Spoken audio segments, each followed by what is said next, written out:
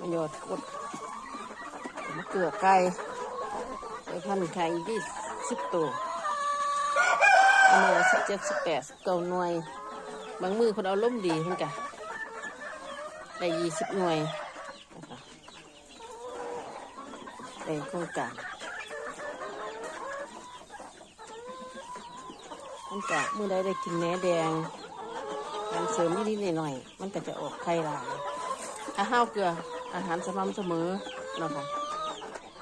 จะออกไข่ดีเปลือกหนาแล้วก็ไข่แดงดีนะคะทั้งไก่ป่า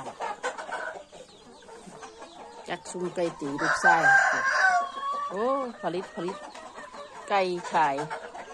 ก็จะเป็นไก่ตีไก่บ้านไก่ทั้งเนื้อโอ้ประมาณเป็น100 ตัวแล้วไก่เล็กไก่หน่อยไก่ใหญ่ความแก่